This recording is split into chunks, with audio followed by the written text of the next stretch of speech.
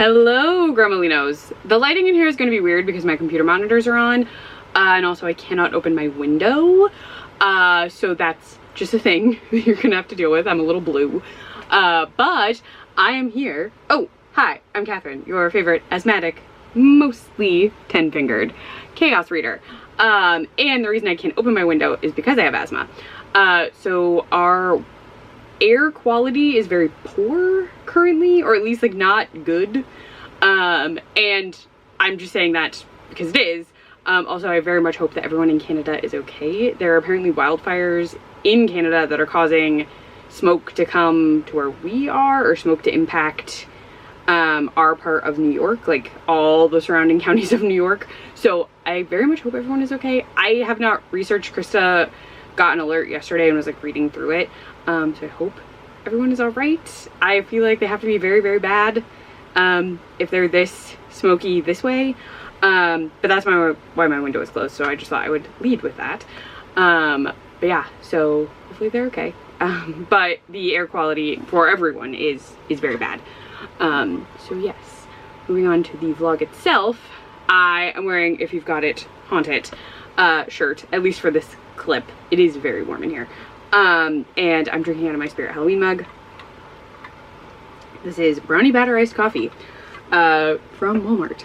I'm gonna have to drink water very soon, but I needed coffee first. So to start, let me let you know that this is going to be an all horror reading vlog. Now, some of them will be newer releases and some will be sort of backlisted books.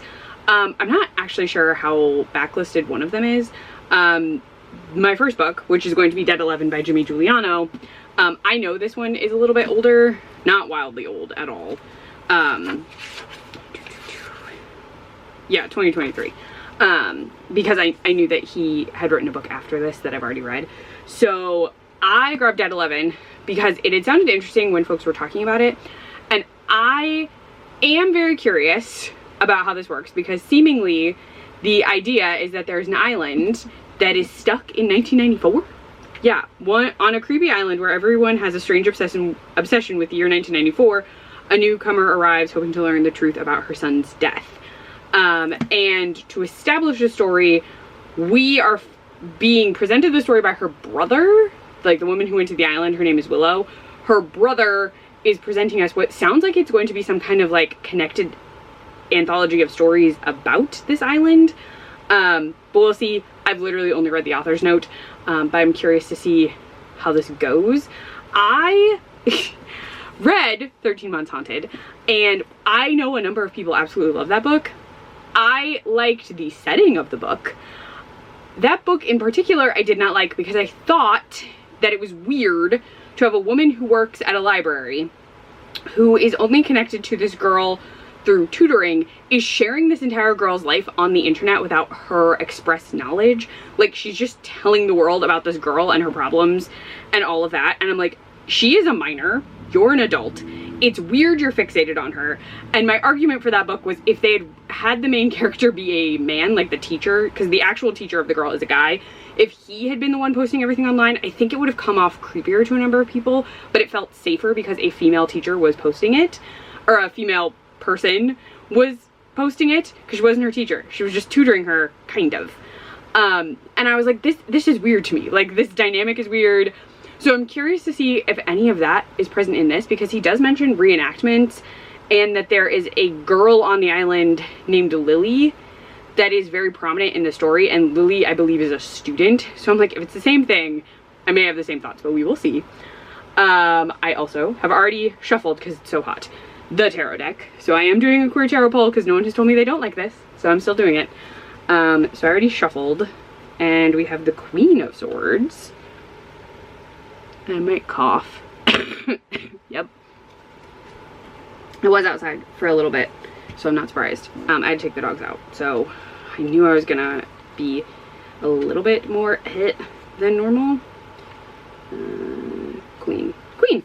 Intuition, logic, honesty. The Queen of Swords is someone who knows the boundary between the emotional and logical realms very well. They are usually intelligent, very in touch with their intuition, and use honesty as their best policy because they generally lack emotion. They are able to see things with the mind alone without the heart getting in the way. The Queen of Swords can take the heart out of a specific situation, or on the flip side can show that when a little heart is needed. Showing emotions is by no means a sign of weakness. This card calls for a time to check in and find out where both your head and your heart are. Detaching from your heart for a moment may bring clarity that you couldn't find before, and vice versa. You may come across as dismissive or cold. This is the reverse. Seemingly lacking emotional maturity. Don't let your negative emotions get the best of you. And then our model is Amber Birkin's She, Her. So I'll just show you the card again. Ta-da! But yes, so I am going to do my best and keep cool with just my fan on. We are running the AC downstairs for a little bit for the dogs just to keep the downstairs cold. Or at least cool, not cold. Because it's just a window unit. But yeah, so I'm gonna try and keep cool, try and drink a lot of water. Leaving the window open wouldn't even super help. It just airs my office out a little bit faster. But yeah, so that's gonna be that. I wanted to start with physical book. I'm gonna explain really fast why we're starting with Jimmy Giuliano out of everything. One, because it's the longest. Two, Krista is working late tonight, and I like to have a physical book for when she is working late so I can read, hang out with the dogs and read. It's harder for me to do an audiobook with them because I typically leave the TV on to limit what outdoor noise they can hear. So I like to have a physical book. So I thought I'd start with a physical book. We will be doing audiobooks. There are 2 that I do need to do in this video. I said that weird. But there are 2 audiobooks. Mostly because I could not get them from any library in my area at all. It was a whole thing. So yes. So I'll update you when I have an update on Dead 11 Gremolinos. Hello, Gremolinos. I am very tired today.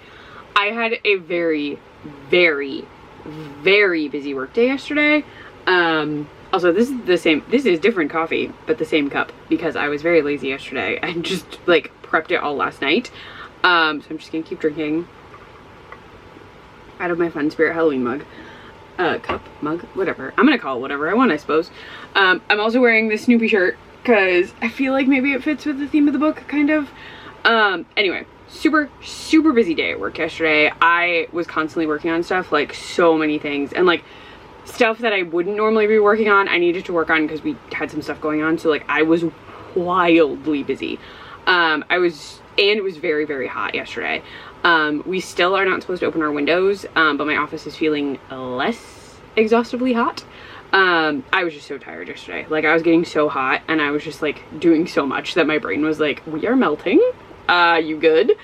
And then Krista was working late. So I literally, like, as soon as my day was done, I do still have to get back to a specific project today, but it's not gonna take me very long, thankfully.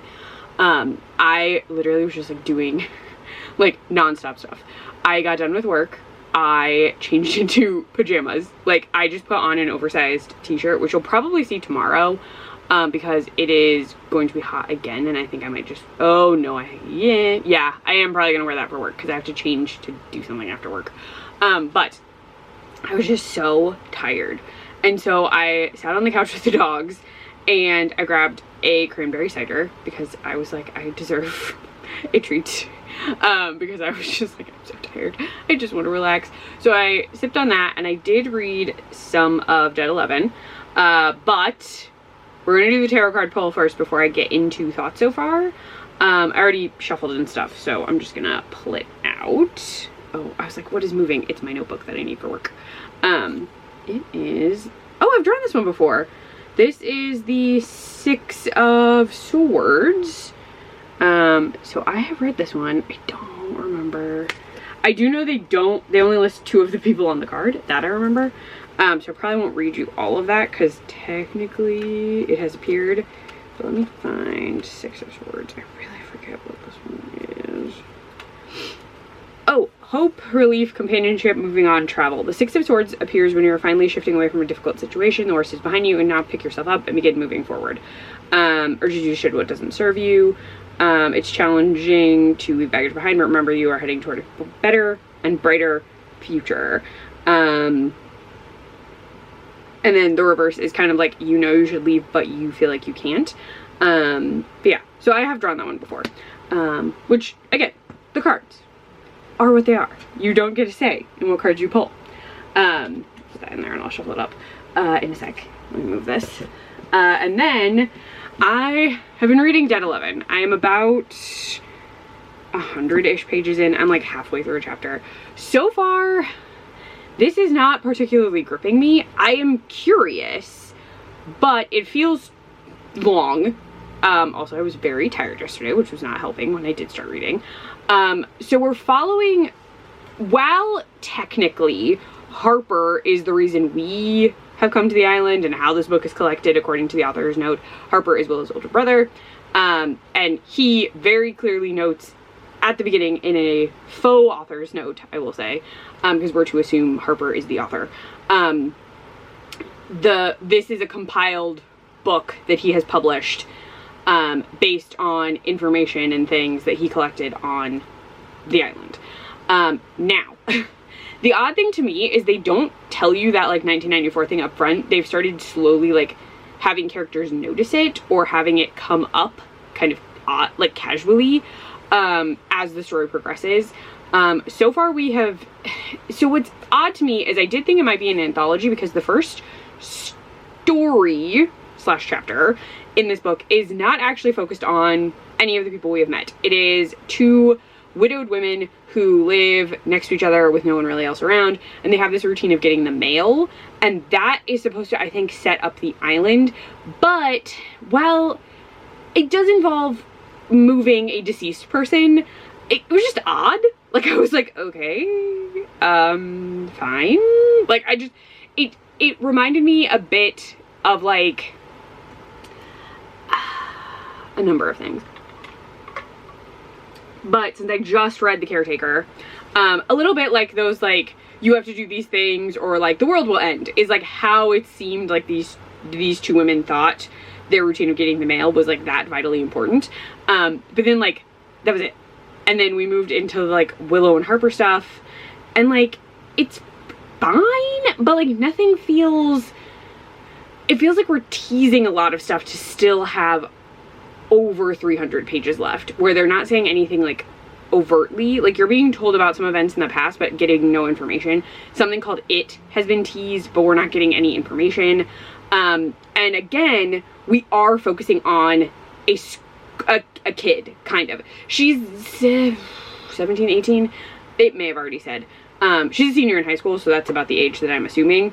And her name is Lily, and she is very present in the story as well.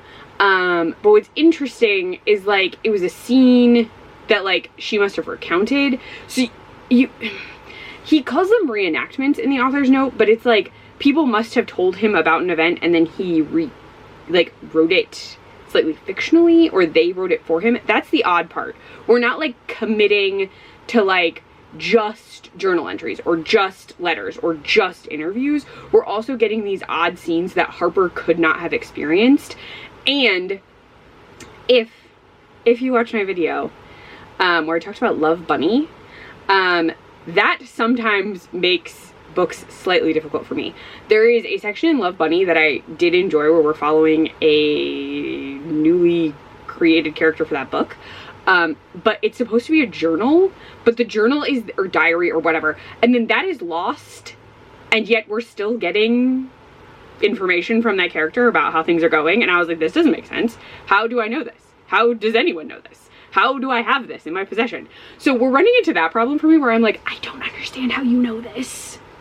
And I know he said reenactments, I know, but with how long this is, I don't know that it is helping me that we're switching into these like technical reenactments where we're with Willow and we're with Lily when this is technically supposed to be Harper's book. So I'm just kind of like, that's oddly bothering me. Also, I don't know the fixation on like having to go to I'm just gonna say a literal child to get information. Why are we bothering children? I again note she's a senior in high school, but like the same thing happens in 13 Months Haunted, where we're very fixated on like getting info or finding things out about a child. And I'm like, why? Just why? Like, sure, talk to the kid a little bit, but like, should she be vitally important to your story? Shouldn't there be some adults you can talk to? Shouldn't there? Are there no adults? So I don't know. I need to finish it because I got an email from the library that this book is due by Saturday. And the problem here is that I am going to be home alone on Saturday. I don't drive, nor would I have access to a car. Could I walk to the library? Technically. Should I walk to the library? Probably not. And I say this because asthma and heat, and I don't know that I would do well. But I have to finish this before, like, before Krista goes. She's doing a thing where she has to be gone like all day Saturday, and I'm staying with the dogs because we don't have someone who can like take them out for us, and so I'm staying home to take care of them all day, which admittedly means I get to read all day and watch movies and stuff, but I will be home and she will not, so I can't get the book to the library on Saturday. I have to finish it so I can give it to her on the 17th, or like we can run it to the library before. We have a dinner we have to go to on Friday. It's a very weird week. We're normally not this booked, but we're doing a dinner with her parents on Friday night, and then on Saturday all the stuff that's happening involves like her parents and her sister that lives in the area-ish. She doesn't live that close, but area-ish. So like that's all going on. Yeah, so I basically need to read this book like tonight, tomorrow morning. Like I have to finish this expediently. I think I don't, my brain is tired. I told you I'm tired. Now I'm rambling. But yeah, we'll see how this goes. I, at this point, don't even really know what to tell you, beyond like, we're primarily being shown Lily and some letters she's written to her husband, and then getting scenes where Lily is doing stuff on the island in pursuit of information about her deceased son, who weirdly had like Clifford Island written under his toy box. So that's why she's here. But that's all I've got for you. And like, I was expecting more like little stories to like get me through. That's not happening. So maybe don't tell me they're going to be like little anecdotes. Maybe they pick up. Maybe I'm being cynical. I may just be being cynical. I have a little bit of a headache from yesterday. It carried over. So we'll see. I don't know. So long. I don't know why it's so long. But yeah, I'm gonna go. I promise. So I will talk to you when I have an update on Dead 11, which could be today, could be tomorrow. We won't know. We have no idea. And by we, I mean all of us collectively, Gremolinos, because none of us know anything. So I will talk to you when I have a Dead 11 update. And maybe things will change and I'll suddenly be enamored of it. It's possible. Hello, Gremolinos. It is a little bit after work, but my camera was in here and my office isn't oppressively hot today, so I'm just filming an update in here. I actually was able to finish Dead 11 by Jimmy Giuliano. I had already given you a general idea of the plot. I'm trying to think. There's like so little you can talk about because I did read the synopsis on the side, like on the inside cover, and a lot of the things, including the explanation for this title, would be spoilers. So I can't tell you those things. I will tell you that this does very definitely just turn into a sort of mixed media book. So the way it's established in the author's note, let me see. I feel like he explains what, yeah. Okay. I've stitched the letters, text messages, and interviews, as well as reenactments, for lack of a better word, of events that I uncovered during the course of my investigation into something of a unique and unorthodox structure. Some of the events and artifacts are presented chronologically. Other times I'll jump back in time to provide some valuable context that helps to illuminate the riddles of the island. This is all by design. The structure of the book takes you on the same journey of discovery that my sister and I both took. Okay, so that's what they tell you this is going to be. And the issue that I run into with this is that we get points of view and elements of background that would never have been provided in an interview, a conversation, or a discussion. So there are characters who we know would not speak to Harper or to Willow about certain very specific things. They might have alluded to them or hinted at something, but they would not have given the express amount of detail that appears. And what's odd to me is, while it says that it follows the order in which Harper and also the sister, Willow, found things, that is not entirely accurate. So in this, while our primary characters are Harper, Willow, and Lily, sorry, the air quality is making my asthma act up. It got worse over the course of the afternoon, but so I might cough more than normal, which is fun. Okay, Willow and Lily are really our primary characters in this. Other characters are introduced who we get more info on. So there's Pastor Rita, Lily's father, Kayla, who's Lily's best friend. There is a boyfriend introduced, Connor, so Lily's boyfriend. He's not on island, which is why a majority of the things we know of him come from text messages. There are other people. So remember how I thought this was going to be like an anthology because the first story is established with 2 characters? Like, it just sounds like a story about Clifford Island.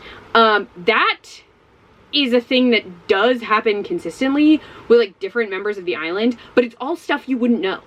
No one gave an interview for that. No one would have known that. No one could have relayed those details to you because we're getting internal monologue bits and thoughts from those characters. I need to use both hands because I'm going to gesticulate wildly, I think. So I'm going to put this down. So what I ran into here is they do eventually explain very far into the book why the island is stuck, quote unquote, in 1994.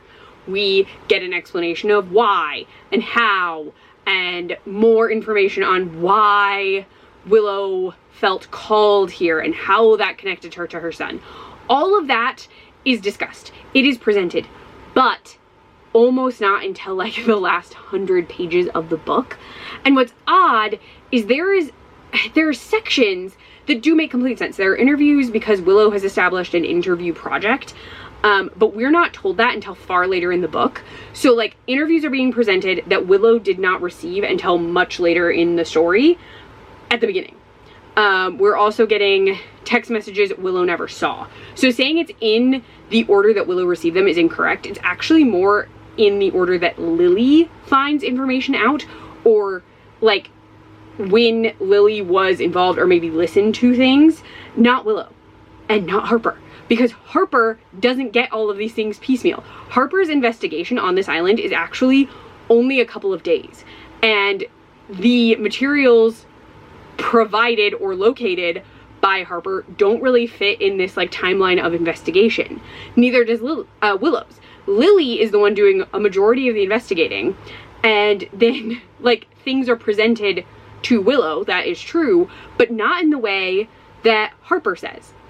And it's so strange to me that this is not just a multimedia book. I actually think this book would have worked perfectly for me if it had only been in text, recordings, internet articles, links to newspapers, letters that were located of Willow's, because that is a thing that is throughout.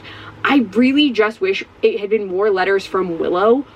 Harper is actually not that important.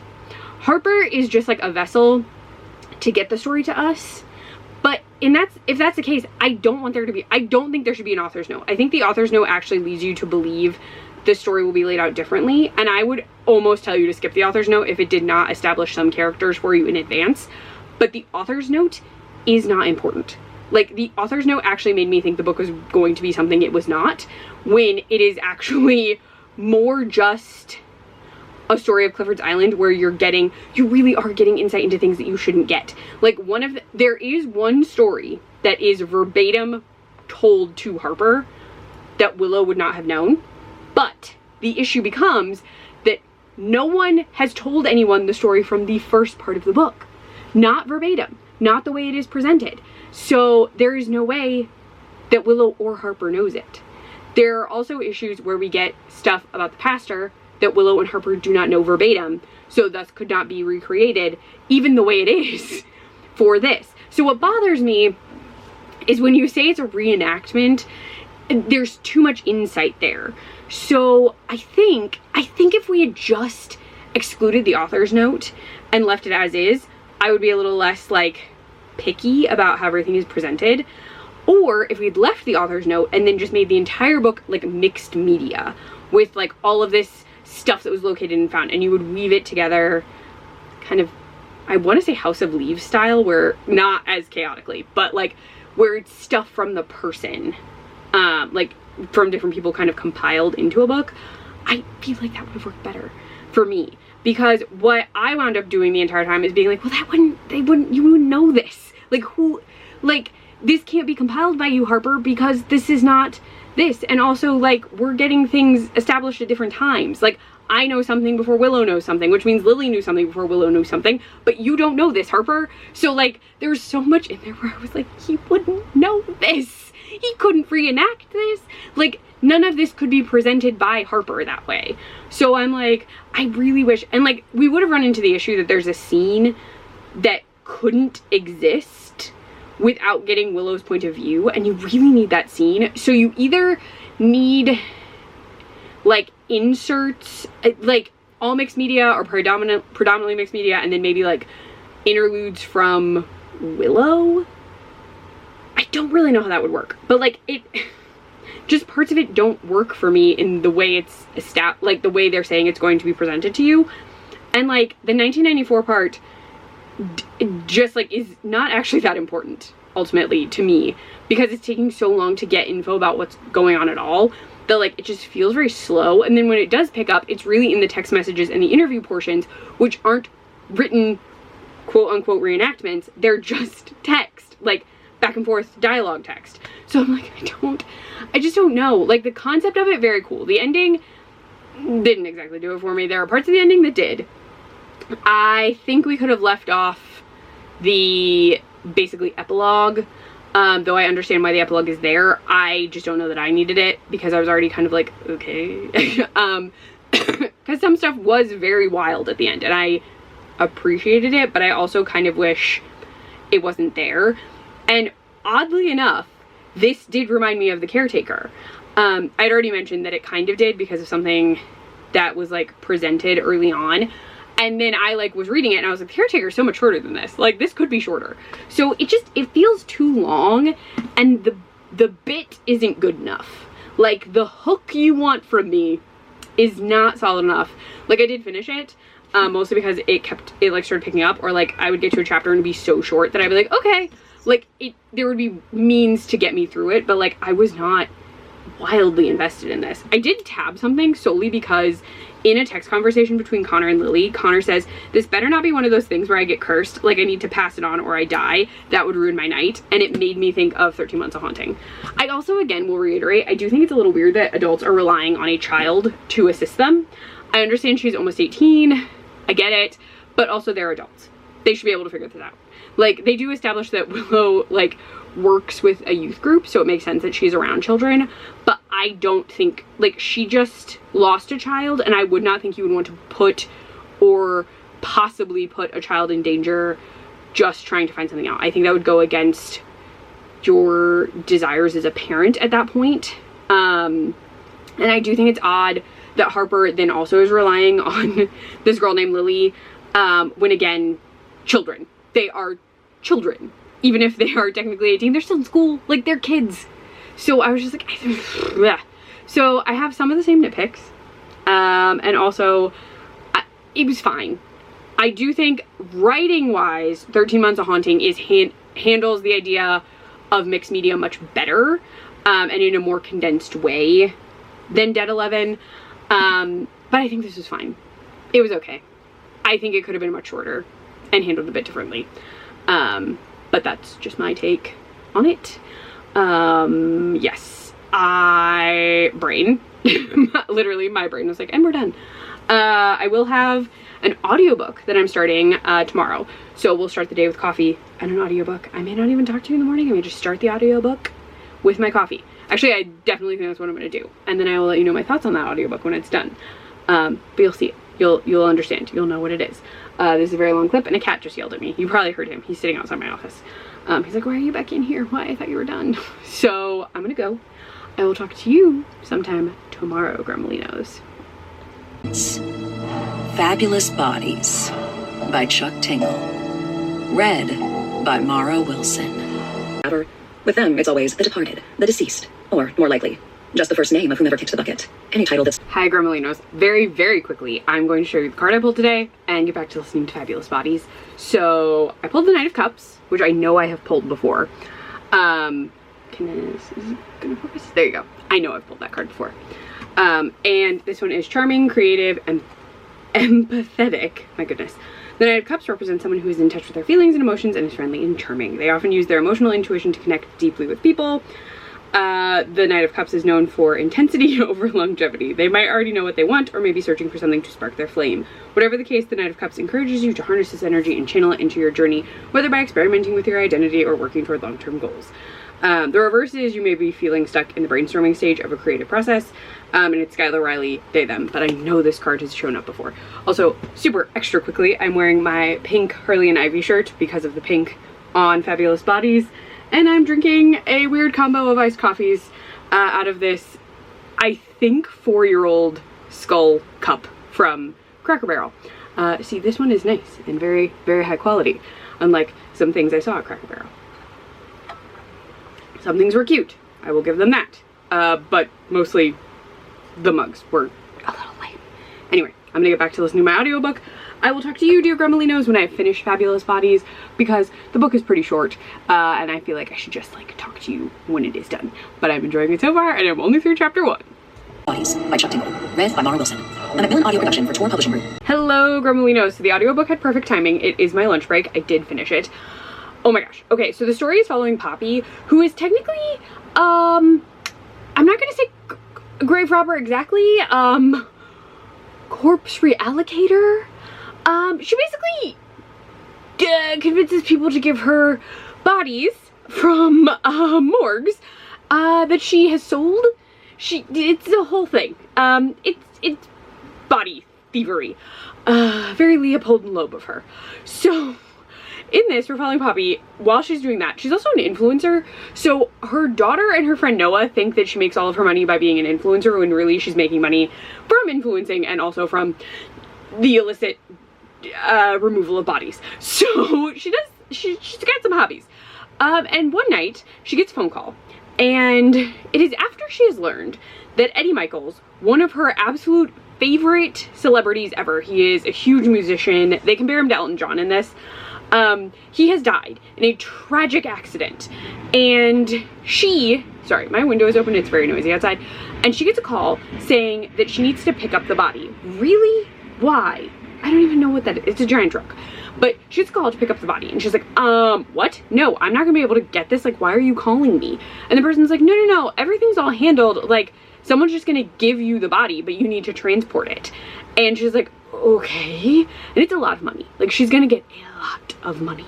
So she's like, I'll do it. I will do it. So she leaves her daughter, Marlo, with her friend Noah, and they are just gonna be together for the night. He's gonna babysit, and she goes to pick up this body. But the issue is, Eddie Michaels wakes up. Even though there is no way this man should be able to wake up. Like, this is not like, I ate puffer fish and I am unable to move, but I am still alive. No, his neck is like, bleh. So like, should not be able to move. And then the entire night gets horrifying. So horrifying. Now there's a tease that there's going to be body horror in this pretty early on, with one of the cadavers that Poppy has, would it be reallocated? Possessed? Well, she just has, it falls. So there is a scene pretty early, so you know that it's going to get more intense. The entire book is wild body horror.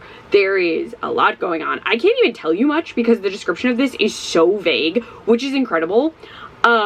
Because you just go into it with very little knowledge of what could happen, how the night will go. Poppy has an incredibly horrible evening. Things go way awry. Eddie Michaels is not the hero she could have hoped for, and is a person no one should ever meet. And it just gets so off the rails. There is so much happening. But we also get an examination of Poppy as a mother at a certain point, and Poppy reflecting on some of her life decisions. Again, incredible. It was incredible.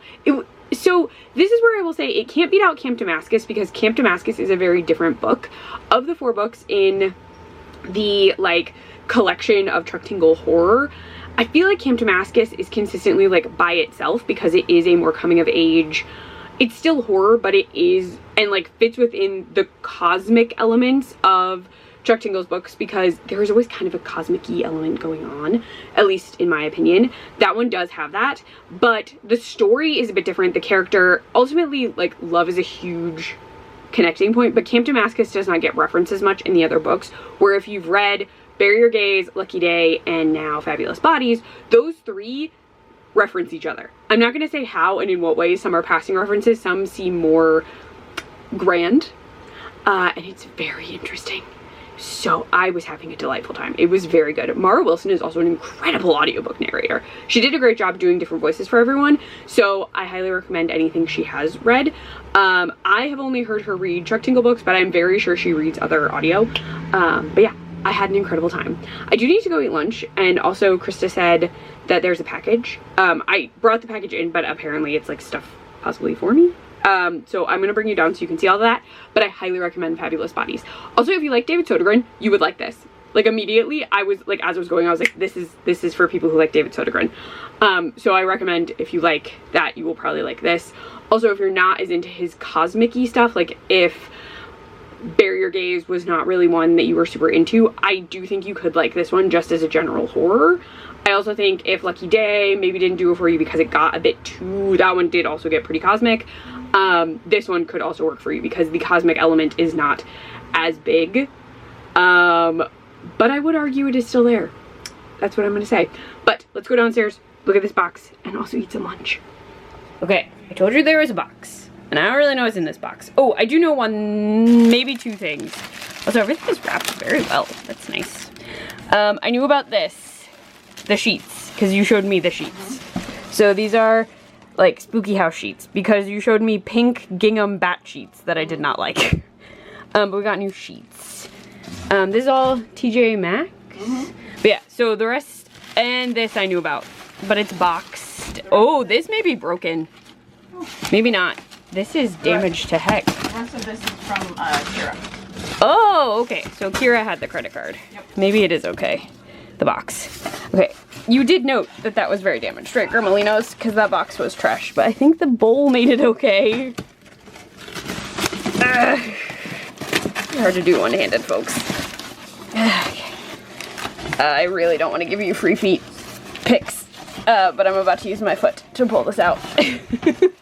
Sorry, you're also wiggling all over the place. Beware the cookie cutters.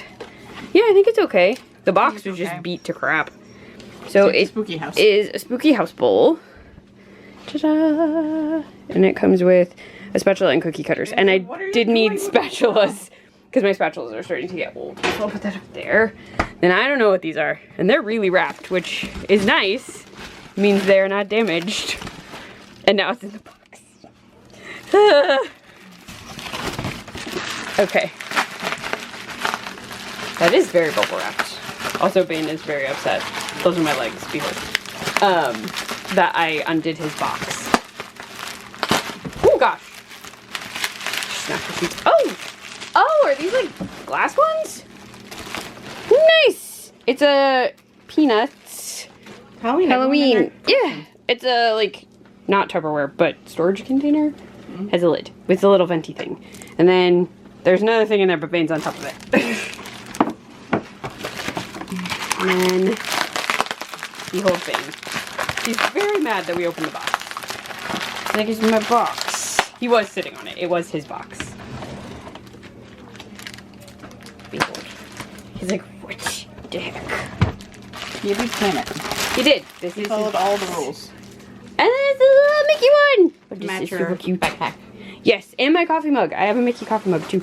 We have ones with this pattern on it that we use for cider. It's very cute. It's a little vent. And then Bane in his box, which is going to have to go out on the porch at some point. But we're going to go eat because we don't have a lot of lunchtime yet left to Gremolinos. So I will talk to you later. Possibly not until tomorrow. We'll see.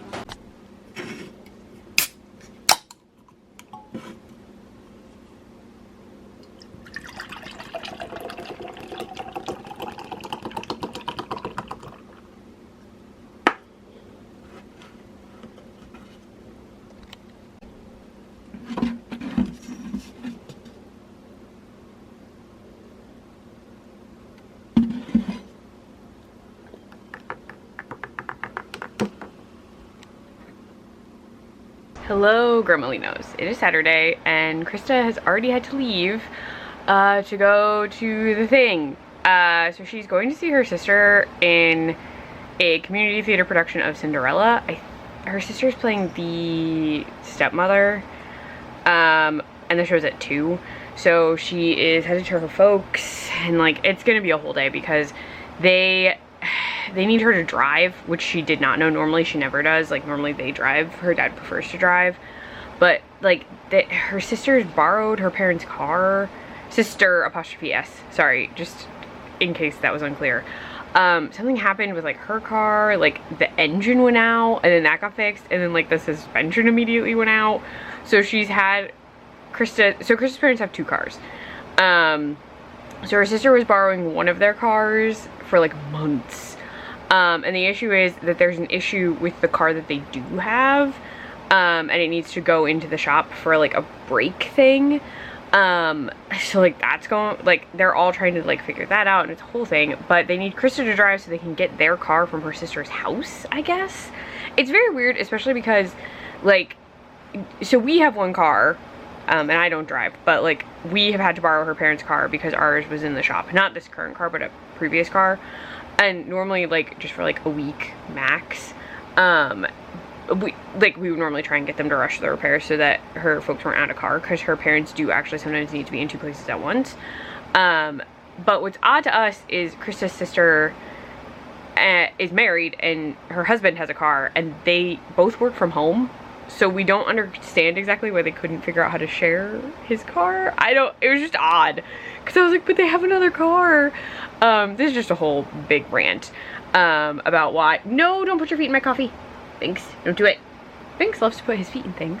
This is my coffee, which is, Krista got those, like, she got those coffees off Amazon, by the way, just randomly. The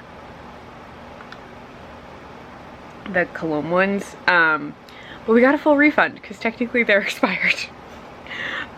They say like Best Buy 3 2026, and she like sent a photo and was like, and they were like, oh, we're so sorry. We'll refund you because we sold you an expired product. They taste fine. The pumpkin spice ones were also technically expired and tasted fine.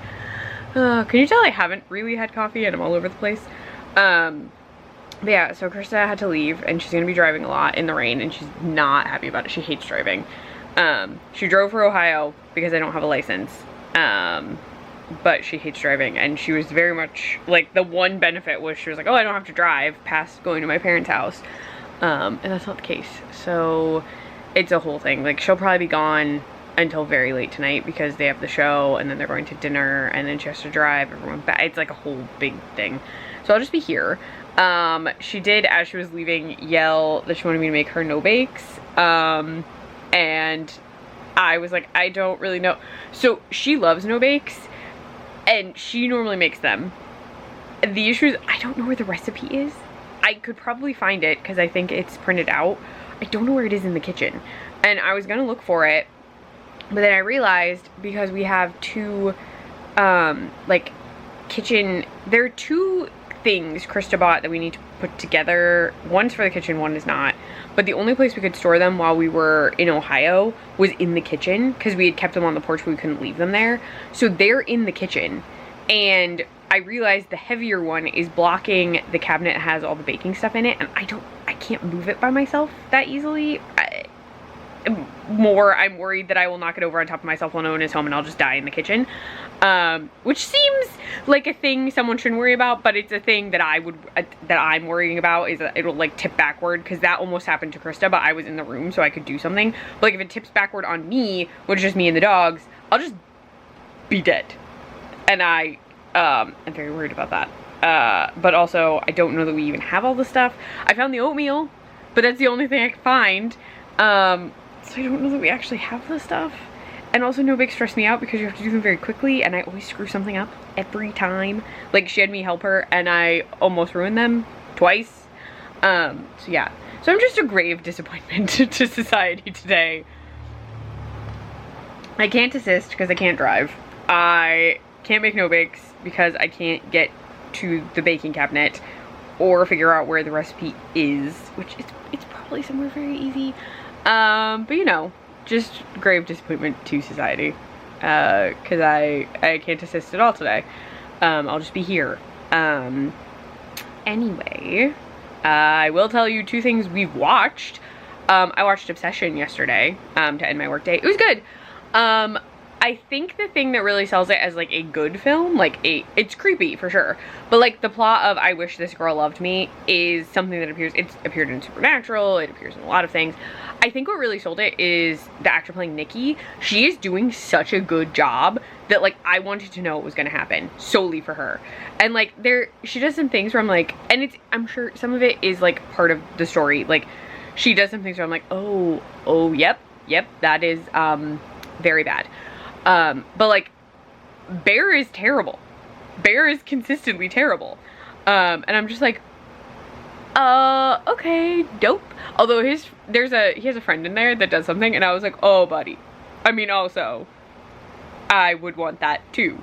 But like, oops. I won't get into details, but I did like it. It's not a movie I would rewatch, but I can see why people really, really liked it. It was a good take on the Be Careful What You Wish For. But really, it was that actor playing Nikki. Like, she was the only reason I was, like, very dedicated to knowing what was going on and, like, following the story. Because if it had focused, like, in the scenes with Bear, I was like, this is fine, but can we get back to Nikki? Thanks. So yeah, it was good. I would be curious to see what they would do if they're, like, trying to franchise it. Because someone posted something online that was like, oh, they show other little doohickeys for sale, and maybe they would do other movies connected to that. So I don't know. One was like a voodoo doll, one was like the all-seeing eye. I don't know. I'd be curious to see what they do. So I did enjoy it. I watched it on Peacock because I pay for Peacock. But you could watch it if you pay for Peacock without paying an additional fee, like with other things. Also, my hair is driving me nuts. We hit a point where sometimes I just hate my hair. So I'm gonna be touching it a lot. Brain. Oh, we also started Widow's Bay. We watched five episodes. I watched that with Krista. We started it when it was light out, and then it got dark. And Krista, like, when it started, it wasn't as creepy. There is a clown scene that Krista was like, no. But beyond that, she is liking it. Like, we're gonna finish it, but not today, because we'll have to watch it during the daytime, so we'll probably finish it on Sunday. Because we're legitimately halfway through. We watched 5 episodes, and there's only 5 episodes left. But yeah, so that's the update. I am not exactly useless, but you know, not helpful for today at all. I am just a woman in her pajamas drinking coffee and not able to do anything to assist her wife in any way. And like, even if I order the supplies because I found the oatmeal, even if I order the supplies for no bakes, I still have to, I think, clean the kitchen to find the recipe, which I could do, but also no bakes stress me out. It's not their fault. Something about them stresses me out more than when I've made chocolate souffles, because like I've made the chocolate souffles enough, I'm comfortable with them, but like every time I make the no bakes, like even when Krista is helping me, I get so stressed, because you have to like put them down correctly, and you have to make them the right size, and you have to not burn anything, and you have to do all these things, and I'm not good at that. I'm just not. Anyway, while I question my usefulness as a human, I do have a book that I do want to read today. So I have The Cut by C.J. Dotson, which I got on Independent Bookstore Day. It is horror. It looks super creepy. I know Jordaline mentioned having this book. I don't remember if she has read it. I don't think it's queer. I know it's horror. I don't think it's queer. I could be wrong. Maybe I'll be surprised. But I want to read this today, because I've had it since Independent Bookstore Day, and I've had so many other things to read that because I own this, I put it off. But I want to read it. So I'm not going to start it just a second. I'm going to drink some more coffee. Maybe put on YouTube or something. The dogs are resting. They had a very big breakfast. This clip is so long. I'm so sorry. But we went to Texas Roadhouse last night for Krista's dad's birthday. And so Krista and I always like split a thing. We get a prime rib and we split it. And so we had leftovers, because I cut every single piece that like had fat or slight fat or anything off of it. And then gave her parents some to take their dogs and then stuff for our dogs. And so I put prime rib in their breakfast this morning, and some mushrooms that were left over, because the mushrooms were cooked. Yeah, so they had a very big breakfast with prime rib and mushrooms, and are now sleepy. But they're upset that Krista left because Kira was really wanting to cuddle Krista, and I feel bad because she was like so excited, but Krista was getting dressed and she like got extra excited, and then Krista left. And so now Kira is pouting a little. She's laying by me, which is nice. It's also very rainy, so it's just gonna be a day. So I'm gonna read. I'll fill you in on the cut. Since I watched Obsession, I will probably not put on like a movie. I'll probably just put on like background noise TV, like Bob's, or possibly YouTube, though Bruni sometimes barks at YouTube because of ads. So probably Bob's, if not Bob's, I don't know, I haven't decided. I really am just rambling to you because I am here and my wife is not, and I have no focus in this moment. Also, I really want a haircut. That's not happening anytime soon. I have to schedule with my person, and I think she moved, so I have to see if I can even get it. Anyway, I am rambling. I'm so sorry. I'm keeping all of this in because I'm a monster, so you're gonna have to watch this whole clip of me being a chaotic disaster person in my Scream pajamas. So I need to go. I need to stop talking to you. I love you, Grumblinos, but I really need to stop talking to you. So I'm gonna go. I'm gonna drink my coffee. I might have wine later. I don't know. I don't really know what I'm doing. I should read. I am going to read. The focus is the book. I will read the book. And lament the fact that I mean, the driving thing is my own fault. I'm terrified of driving cars. Can we tell that I'm terrified of a number of things? I'm afraid a box will fall on me. It's a big box. I'm afraid that will fall on me and I'll die in my kitchen. I'm terrified of driving cars because other people are horrifying. And I'm terrified of no-bakes because I think I will screw them up. So there's just a number of things. If I made no-bakes more frequently, I'd be less scared of them. The driving thing, I don't know that that will ever go away. Because people are terrifying. And the box thing is not going away. The box, I'm pretty sure, will crush me to death. But I'm gonna go, because you don't need all of this in your life. I will talk to you later today, Grumblinos, when perhaps I'm less this. Okay. Hello, Grumblinos. Same spot, many hours later. I'm sitting while the dogs are eating. I just did out for their dinner, and they're eating and drinking, and I thought it was a good time to film a clip. So Krista, I think drove. I'm very confused because she sent me a text, but they might have stopped. I'm not quite sure. I think the show is actually almost over at this point, because they went to intermission around 3 something, because she called me because she sent me a screenshot of a brunch menu for somewhere near us, and I was like, oh, we should go and we should walk, because when I looked at it, I was like, I was pretty sure I knew where it was, and then she called me and she was like, wait, can we walk? Where is this? And the issue is there's a guy, I'm pretty sure it's a guy, who owns like 6 restaurants or something crazy that all have the same name. They're like, all of them have an iteration of the name. And I was like, oh, I thought it was the Country Club, because he like bought the Country Club's restaurant. Is very, very weird. But like, you can eat at the Country Club even if you're not a member. And I was like, yeah, I think it's the Country Club. And she was like, are you sure? And so I was like double checking it, and because it said par, and I was like, I think so. And then I checked again. I was like, yeah, it's the Country Club, because they put the name of the Country Club in this version of the name. So I think tomorrow morning / afternoon, because it goes until 1, we might be going to brunch, because it's walkable. It's not very far. We'll just have to see, because it's supposed to be thunderstorming this weekend. So if it's thunderstorming, we can't really go. But they had something that looked really, really good. It was cornbread and brisket. I don't know, it looked good. The description did, at least. But yeah, so now everyone is done eating. Kira says hi. Hello. Oh, Bruni is also going to say hi. Maybe. There you go. That wasn't a very good shot of Bruni, sorry. But yeah, so we might be doing that tomorrow. We will see.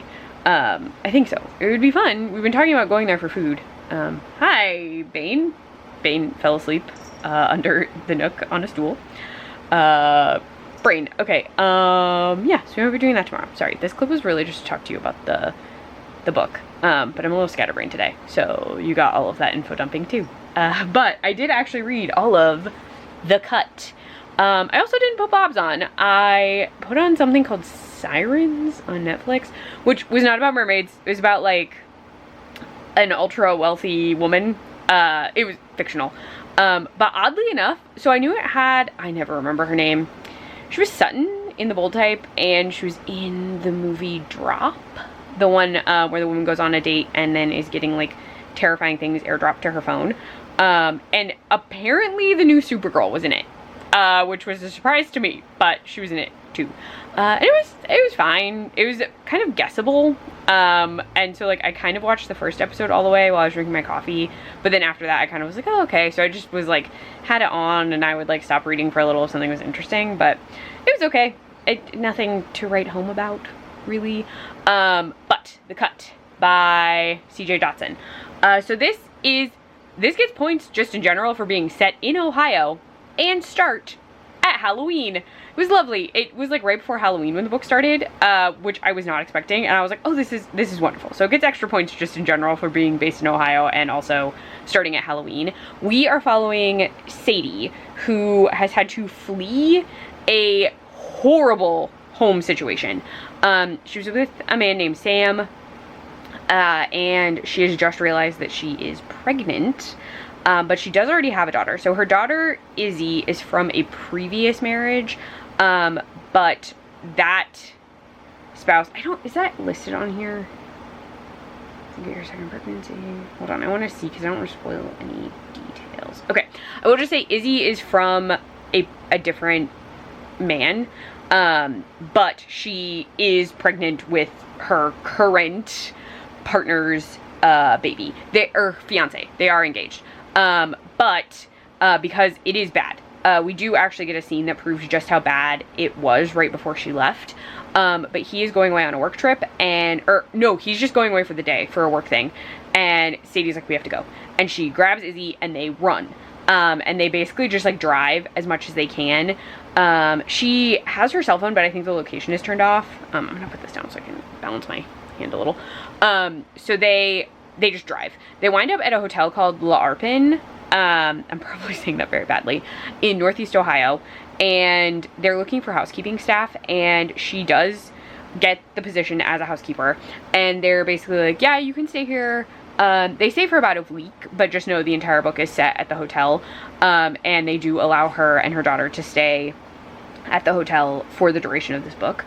And she gets this job, but the issue is weird things are happening. Like, she doesn't want you to stand on her head.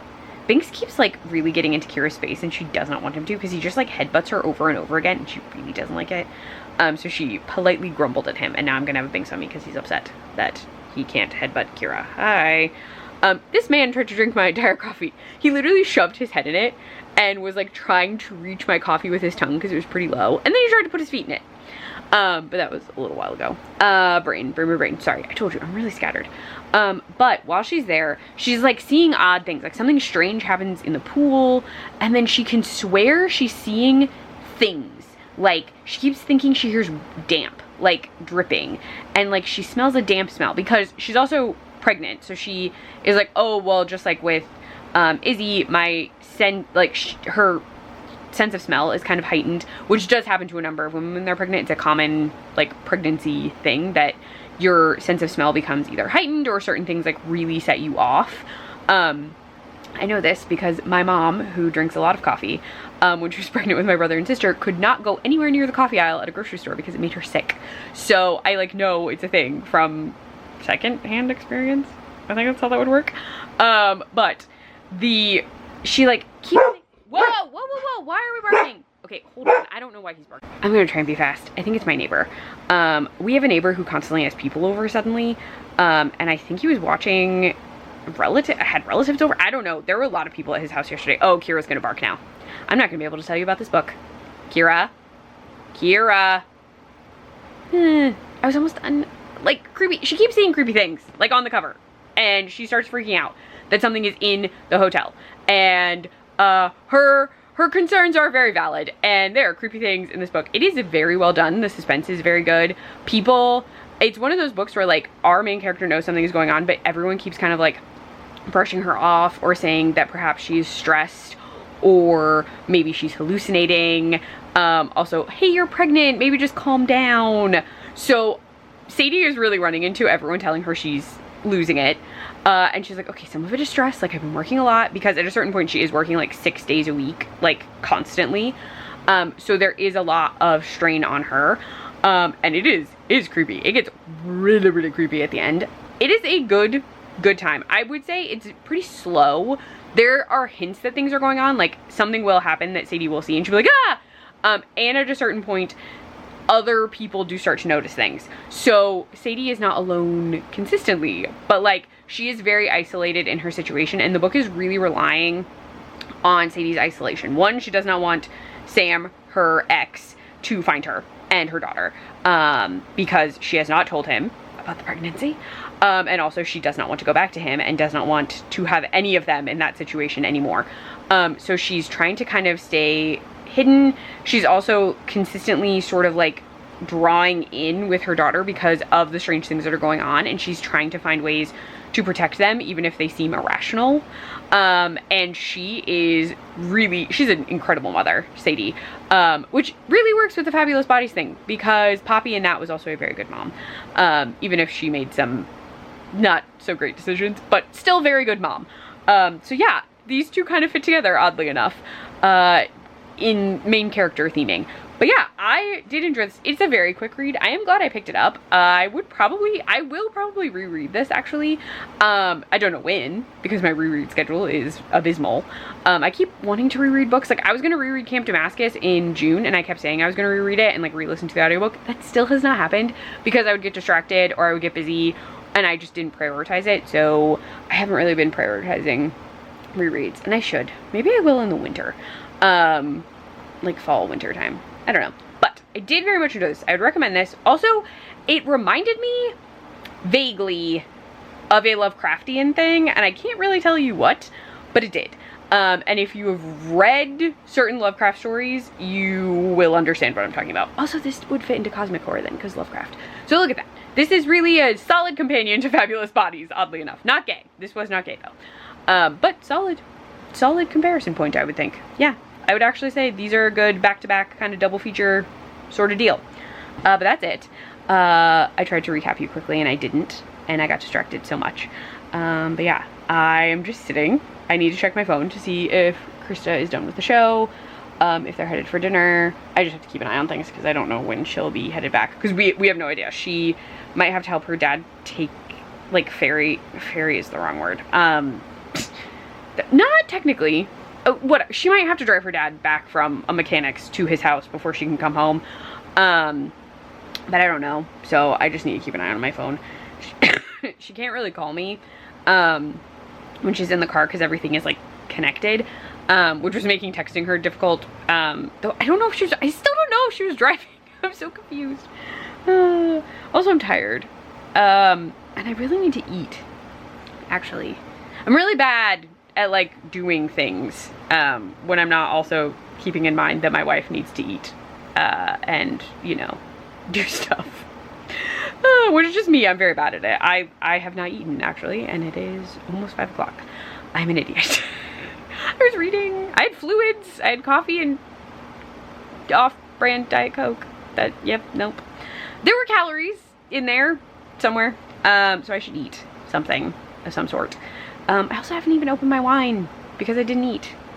So I was gonna eat. Well, now I can't drink with the food because I haven't had any. So yeah, I should eat something. I will probably not talk to you until tomorrow, because at this point I might just throw on something very random to watch. I'm not really in, like, I don't know what I'm in the mood to watch at all. I only threw on that Sirens thing because I realized I pay a lot of money for Netflix and I don't utilize it enough. Also, I was irritated about that, so I tried to find something on Netflix to make myself feel better about the fact that I pay a lot of money for it. And I pay more for it than I realized. I'm not even getting anything good out of it. For the most part. Anyway, again, I'm rambling. Sorry. I need to eat. I should do that. I'm gonna move this cat. See, there's a cat on my lap. I'm gonna move this cat, and I'm gonna find food. I have food. I'm an adult who could make food. I don't want to cook anything. There's food I can eat, I'm sure. There's something. I'll find something. I'll be fine. But yeah, I probably won't talk to you till tomorrow. Maybe I'll take you to the brunch to show you the food. Or I'll tell you about the brunch. if we go to the brunch. If we don't go to the brunch, I'll tell you we didn't go to the brunch. I need to go. I need to stop talking. I'll talk to you tomorrow, Grumblinos.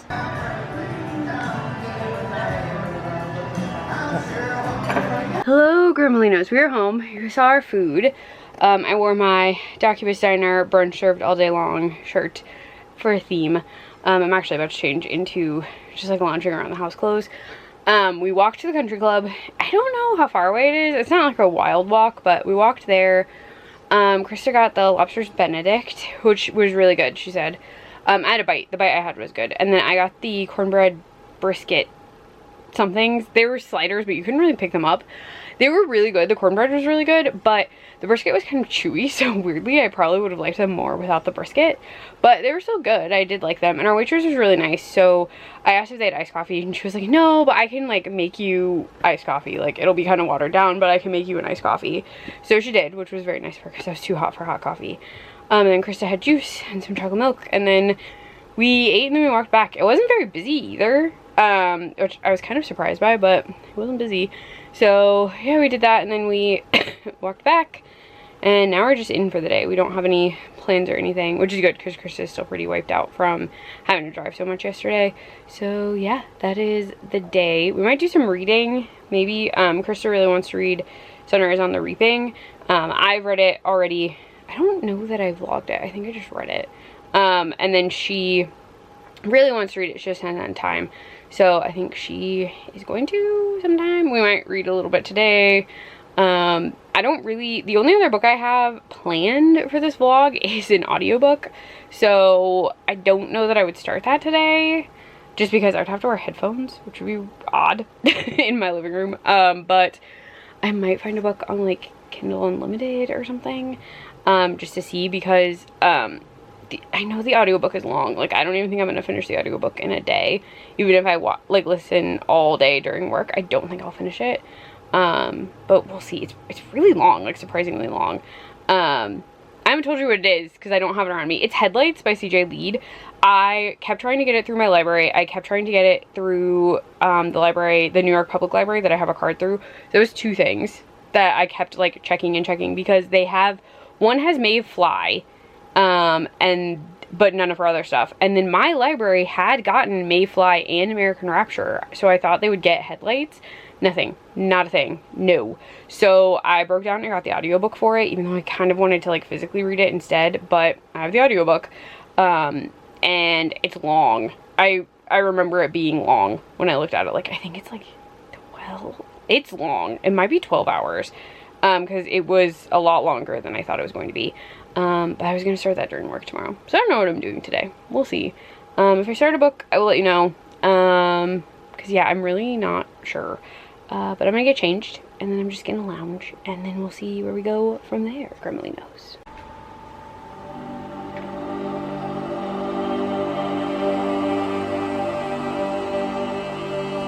Macmillan Audio presents Headlights by CJ Lead. Read for you by Andrew Iden. Hello, Grumblinos. Yes, I did actually start the audiobook and stop so I could do the tarot card pull for you.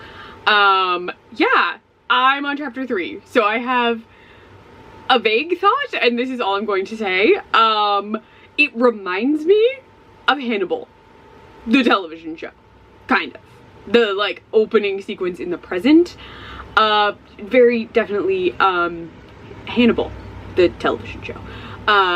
Also, okay, so everyone pointed out, like, in the reviews I've seen, because I didn't really, like, listen to them. I just remember them saying something about The Shining, and I thought The Shining references would be a little less overt. But literally our main character, Danny, who was an FBI agent and now is about to retire and go active duty, for the military again, his mom was obsessed with The Shining, i.e. Danny, and like it's very overt. I was like, oh, okay, cool. I thought it would be like allusions to things, but like, no, just Shine. It's a lot of mentions of The Shine already, and I'm only on chapter 3. This is not a bad thing. I'm just telling you, it right now in this moment is very firmly reminding me of a specific scene in Hannibal, and also they even said like the old paperback with the hotel, something like that, and I was like, so we're just talking about The Shining?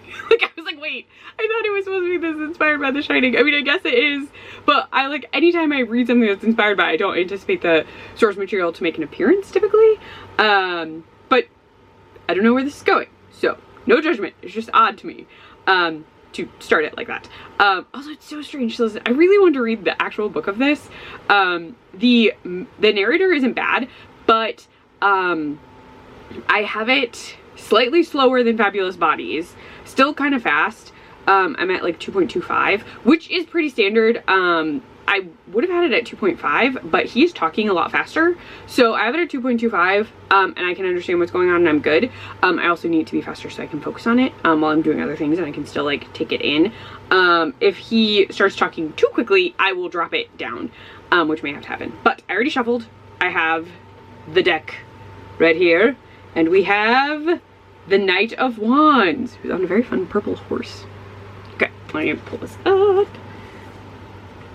Do that, and I'll get back to listening. I don't have a ton. Where's Wands? There it is. Time this morning because I have a lot to do. Knight of Wands. Intensity, brilliance, fire. You are ready to dive into a new endeavor in your life, be it a creative project, career, love, or anything else. The Knight of Wands symbolizes intensity and speed, meaning that amazing ideas can swiftly change your path. The Knight knows how to harness their fire within. It's time to use this energy to keep going and push through. You have the unique ability to take your idea, manifest it, and turn it into something. Others may perceive you as confident and charismatic, which helps to fuel your passions. This confidence moves you to act without fear or fear of failure. Sure. This energy, when unhinged, this is the reverse, can lead to impulsive and poor planning. This might make you feel as if you don't know where to direct your energy. Slow down and get in touch with your intuition. And if you are lacking the spark the Knight of Wands brings, it might be time to explore something new to fuel your passions. The model is Tony Rowe, she, her. So there you go. I really like this card. Also, I can hear my neighbor's dog barking. It's not gonna focus because there's too many things behind me right now. Now it's my face. It's just, there we go. I really like the card. Okay. I have to get to work stuff. I actually already started very early. I was in early, so I did a couple things already. And now I officially have to go because it's like my official start time. So I will talk to you probably not until I finish Headlights. Maybe I'll talk to you before I finish it. I don't really know. We're gonna see how this goes.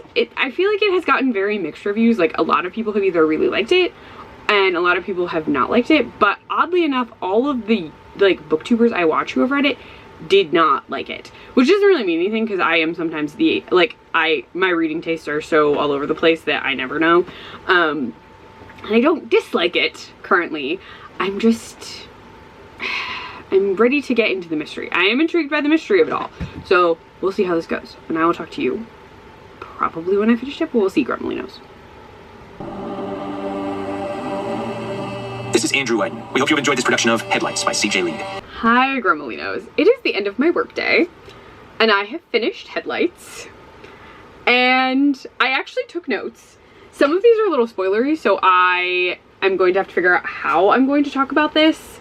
So Headlights itself is following Dan, I don't know why I keep saying IE, Dan/Danny, which was not actually his original name, but it's the name he goes by.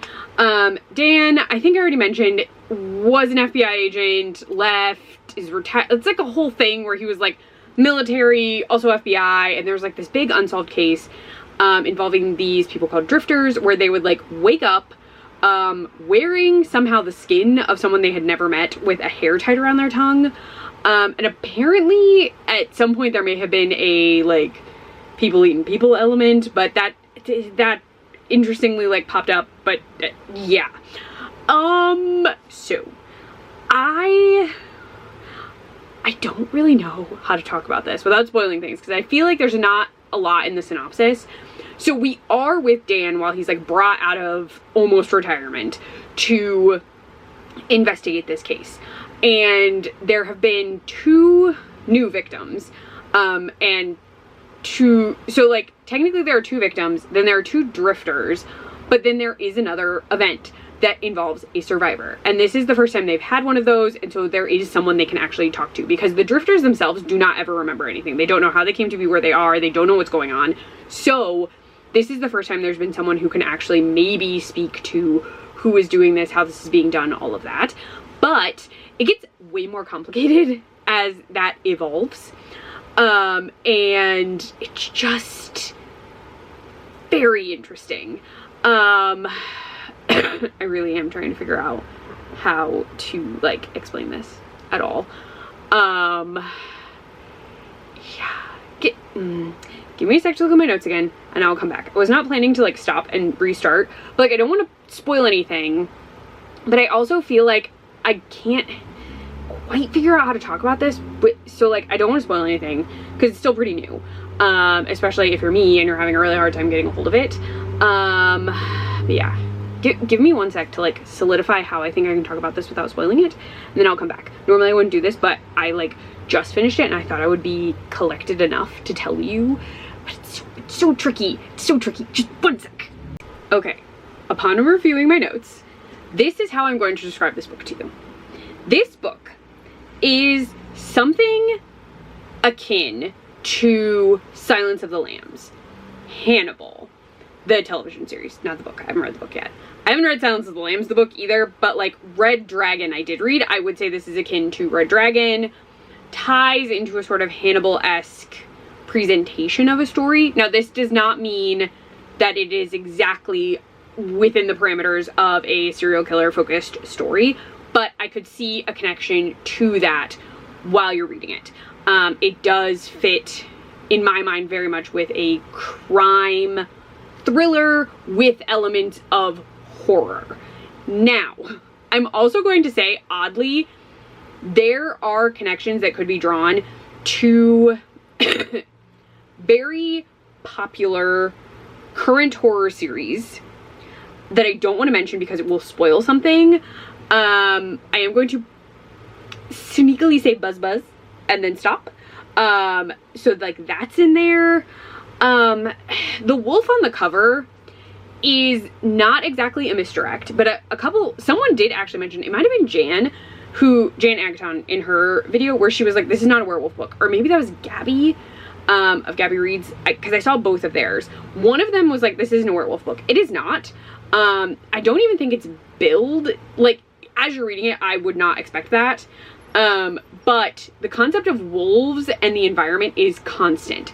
Now, if you follow CJ Lead, you will know she is a very avid, like, protector, promoter, like, really wants to protect the park system and is very into, like, environmentalism and how the environment is so crucial for life. And this book very much feels like it draws from her love of the American wilderness and the American like forest system and just like uncultivated American land that has not been turned into anything like that. Like it hasn't been populated, it hasn't been turned into something else. It's just the wild, the land, the existence of the world, like of the planet as the planet wanted to be. I hope that's well explained. I'm telling you, it is really hard to talk about this book without spoiling something because I feel like the synopsis is so vague and I don't want to ruin this for people, but I do feel like that is really important to keep in mind. Also, the Shining inspiration is very heavy. There is actually mentions of The Shining the book. Things are called The Shine, kind of. The Stanley Hotel makes an appearance. Like, the connection to The Shining is overt. It is very prominent, and that was a little weird to me because I just assumed, like, what was going on would be, like, compared or maybe somehow, because we even learn, like, he goes by the name Dan because of something connected to The Shining. Like, it was so odd to me. I was like, this is very overt. Like, way more overt than I would expect.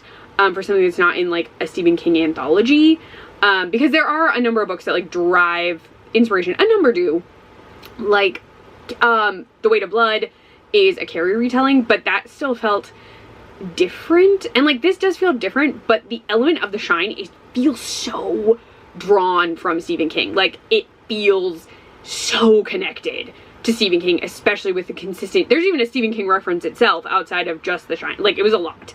And I was like, oh, okay, interesting. Oh, yes. There's a romance in this, which is probably the thing that took me the most off guard, oddly enough. Like, I was like, what is happening?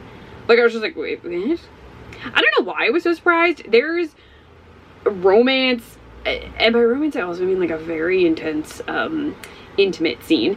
There's one of those in May Fly, and the entire concept of American Rapture is a disease that makes you, like, really want to do it. So, I don't know why I wasn't expecting it, but for some reason I wasn't. And then it occurred, and I was like, whoa, what is happening? Like, my brain literally, like, stuttered to understand what was happening in front of my ears, eyes, both. I don't know. It was jarring to me, which feels odd to say, but I just wasn't expecting it. Now, there are two name things that were weird. These are not spoilers, but one name thing was just odd because there's someone's last name that is connected to someone I previously worked with, and it was very weird. And there's a second one that was extra strange to me. So in this, there's a FBI agent who has worked with Dan previously named Tillman. His full name is Nat Tillman, I believe, but his last name is Tillman, and he's constantly referred to as Tillman. And as soon as they kept saying the word Tillman, Tillman's over here, Tillman's doing this, I was like, I know Tillman. And I was like, that doesn't make any sense. Why do I know Tillman? And I knew Tillman, not as this Tillman. I did not know this Tillman. Weirdly enough, so, and not a lot of people will know this, unless you also have a spouse who loves Joshua Jackson or know someone who's very into Joshua Jackson. Joshua Jackson narrates the audio exclusive to Audible, Oracle. He also is one of the voice actors for Oracle 2 and apparently Oracle 3, but Kristen and I haven't gotten to that one yet. But there's an FBI agent who works directly with the character that Joshua Jackson voices, named Agent Tillman. And I was like, this is bizarre, because the Oracle series also involves a consultant. He's not an FBI agent specifically, but he's a consultant for the FBI named Nate Russo, who can, like, see ghosts, communicate with ghosts, and, like, has the ability to, like, derive stuff from scenes. Like, he can feel things, he can see things, he can take in information that is not there. Slightly akin to Dan, our main character with the shine, and that weirded me out for the entire rest of the book. Like, I was just like, wait, weird. So, like, that threw me off kind of the entire time, which was also making it a little hard for me to, like, really, like, I was taking it all in, but then I kept being like, but like, Oracle has stuff that's similar. And that's not to say, like, people have similar ideas all the time. It was just so strange to me that these both had Tillman and Tillman. And then I was like, what the heck? Like, it was so bizarre. Now, the Tillmans are completely different. Like, the Tillman in this is a odd duck. And the guy in Oracle is more of a strict by the what do I want to say? By the book? By the book. That's what I meant. So they are different, but it was so strange to me that they were both connected to someone who has some kind of extrasensory perception in life. So that was weird. That's, like, extra weird. And I feel like no one is going to know that that's, like, actively reading this book besides me and my wife if she read this book, but she won't. I will tell her this, though, because she'll find it interesting. But it's so weird to me that it's, like, male main character with extrasensory perception works with an FBI agent named Tillman, who, in this case, is kind of open to that kind of stuff, and the other guy isn't in Oracle. But it was so weird to me. It was just so weird to me. Also, final thing. This is the final thing. There is a hand damage scene where something happens to someone's pinky. And from that point forward, that person is referring to their not injured hand. I don't know which one it is, actually. We'll just use mine. Their not injured hand, which would be my left, as their good hand, which I do all the time. But I need you to know that it was very awkward because during the intimate scene, this person is saying, like, with my good hand, and I just started laughing every time it happened. And I was like, I can't. That was the other reason I couldn't take the sex scene seriously, because I was just like, with your good hand. Yep, with your good hand, you're doing the following, because your bad hand can't. Though, admittedly, it's a pinky. And weirdly enough, I know this from physical therapy, your pinky mostly just functions with your other fingers. It doesn't act independently. It doesn't really know how to do it. So, it'll act with your ring finger, So when I injured my ring and middle finger in the accidental amputation, my pinky finger also basically was like, I'm never gonna work again, and it just like went completely still when I had to immobilize the other two. And I mentioned it to my physical therapist. He was like, yeah, the pinky doesn't work by itself. He was like, the pinky just really wants to do what the ring finger is doing, so now my pinky is sometimes a little weird. But yeah, so just know that that made me laugh the entire time. But that is it. That is my thoughts. I don't know that I did not enjoy this as much as American Rapture. I also didn't enjoy it as much as Mayfly. And I feel like it is because it just felt very similar to other things for me. And once I made that Oracle connection, my brain could not stop making it. And there were more connections that I made that are not relevant to this. In part because they are a little spoilery and they're a bit of a stretch, but also like I just kept doing it and I was like, I can't keep doing this, because like it just kept happening where I was like, oh, but also like, and I just made another one, so it kept happening. If you liked Headlights, you should listen to Oracle. If you do have to have an Audible account. It's a whole thing. The reason I still have my Audible account is we haven't finished the Joshua Jackson stuff because he must have signed a contract with them and he did like a bunch of stuff and it's all included, but you can't buy it.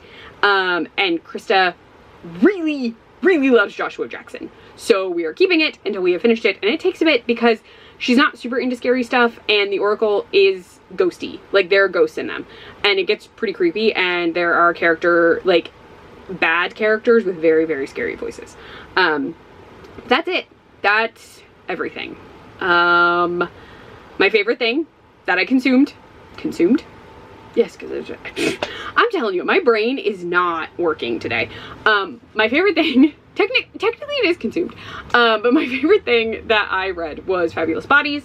I would listen to that audiobook again. I would like to read it physically, but I think I'm going to buy it, but I prefer paperbacks to hardbacks, so I'm going to wait for it to come out in paperback and then I will track it down. I also did very much enjoy The Cut. I thought that was very cool, and it was fun for me that those two kind of like connected with each other in that the main characters had similarities. Also, Dead 11 did kind of connect to that, so this is sort of the outlier, though there is a mother-son relationship mentioned. So you know what? They all kind of had moms who did stuff in them. So they kind of connect. Unintentionally, that was not planned. But I feel like I need to go as my brain is like having a time. So I did anything else? Yeah, I think that's it. Like, subscribe, give me other horror recommendations below. I would appreciate it. Favorite Stephen King book, actually, because I'm curious and there are a lot that I haven't read. I would just love to know. Also, I think that's it. Oh, Instagram, Clef Go Ever After. And then that is it. I'm going to call it. This video is far too long, I'm so sure. And I will see you in the next one, Grumbly Nose. Bye.